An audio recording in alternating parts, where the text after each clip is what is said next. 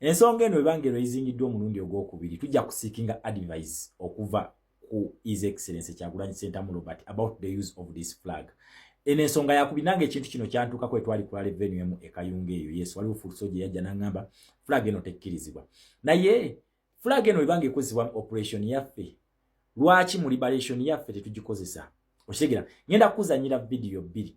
Esooka yono mwami, in fact mwalabi bu flag buno bwabaddeyo bungi nnyo ewankulukuku buno. Yes, wabadde proudly sponsored by Infinity Class ya sponsoring. Naye tuyinza okuba nga tukola ekintu mu bukyamu kuba sinze revolution leader. Naye according to the history of this revolution, kubanga omwana oyo wangamba ekintu ekyo ekayunga kyanyambako okufuna time na okugamba nze ndi muntu akola ekintu according to research, sikola kintu according ku muntu kyangambye no, nkola according to research.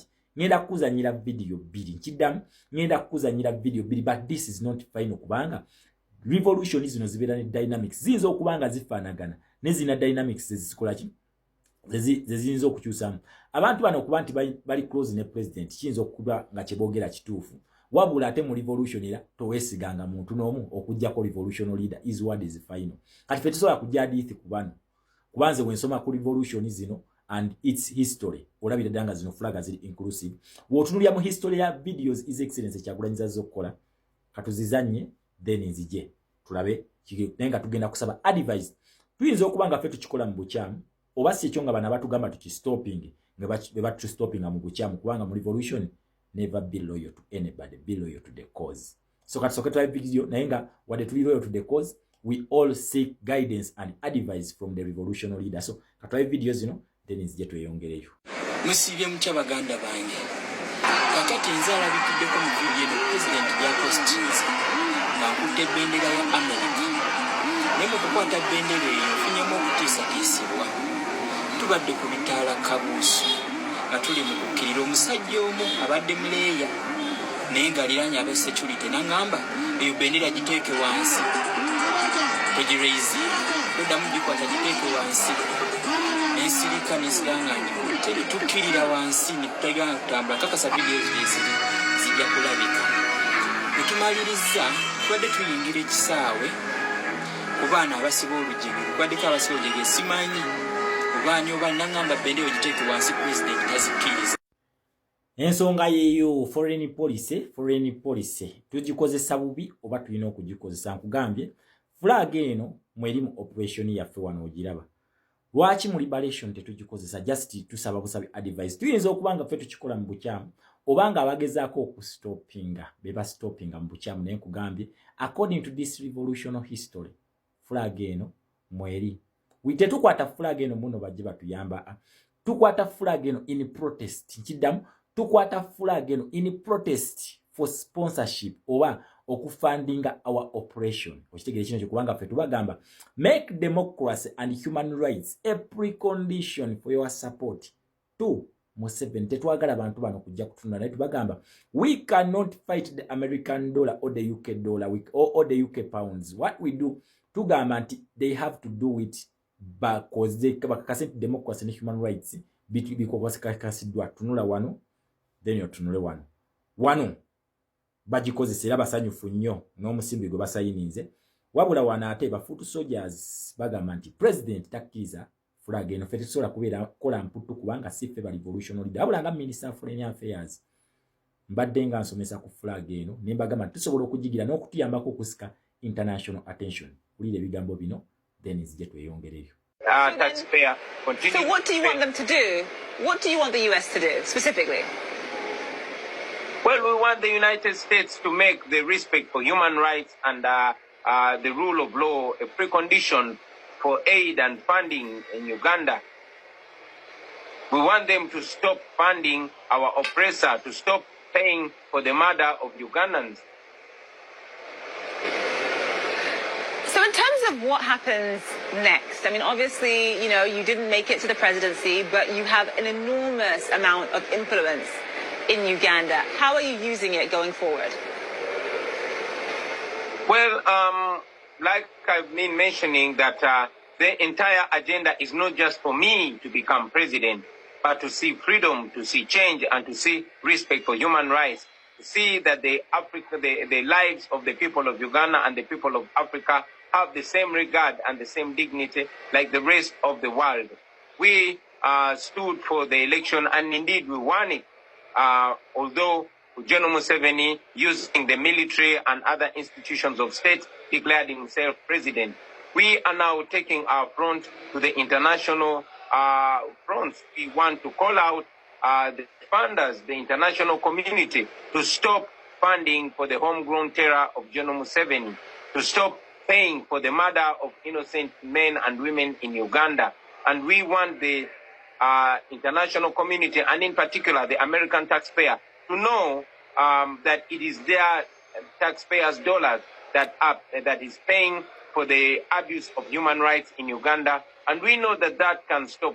We want the world to know that Africa does not need dictators, and we want the United States and the entire development community to know that they do not need dictators in Africa to further their interests. The interests of the United States can well be furthered with a free Uganda, with human rights observed in Uganda and in Africa at large. So from the US's perspective, they will tell you that they don't just simply write Museveni a blank check. They don't just give out a blank check to Uganda. The money they spend, the billions of dollars they give to Uganda every year, actually goes towards lifting ordinary Ugandan citizens out of poverty, many of whom are young people, including your supporters. What do you say to that? Well, I would say that there is there's a certain rosy picture that is painted for the international community about Uganda. And here I am speaking for the millions of Ugandans on ground. I was elected by millions of Ugandans. I represent more than 85% of the people of Uganda. And this is the truth that I'm giving to the world, that what General Museveni... Videos of bills on Amazon video yakolebwa mu 2023. So America eno nayo kizibu kyaffe. Ekintu esawe no tunonye ekintu kye tuyita international intervention. Era teyakoma ku videos yasituka yeke nyini wano United States of America, wano Bongereza wetugamba. Kitigira videos zenkuzanyidde yaga tujje ekifaananyi kino lwaki tuteeka flaga zino mu trailer yafu okuzigatta kuza Uganda. Bana Uganda tuli basanyufu ne bana abantu ebintu byebakola. Okitegere ekintu ekyo gabe basing on this.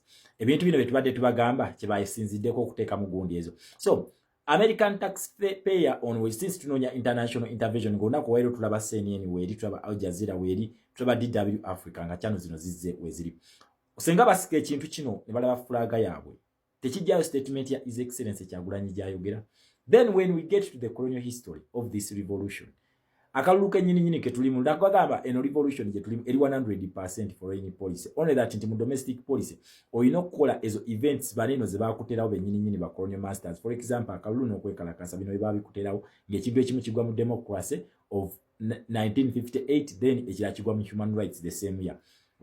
No, human rights was initiated in those 1894-95 around there. Kubanga nakugamba nti kino ekintu kyasooka kukolebwa ku Ssekabaka Mwanga. Okitegere ekintu ekyo.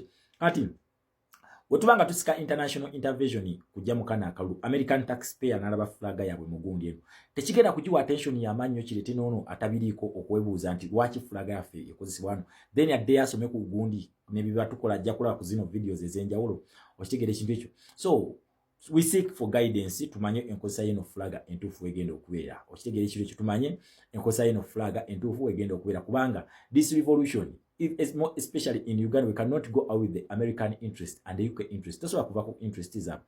Wabula atenga mu video waba government interest is basobola okuzituusa even when we have freedom. Yes, on lwaki we are using a blood crying flag ya Uganda against these funders and the colonial master who is funding our oppressor. Okitegere ekintu ekyo. So tujja kusaba guidance kubanga ngaze Minister of Foreign Affairs we manga nsome history ono n'ensoma ne wali ndabane ku revolution enyingi ezaali zeetagisamu international intervention. Bakozesanga flaga nyingi ezensi ez'enjawulo.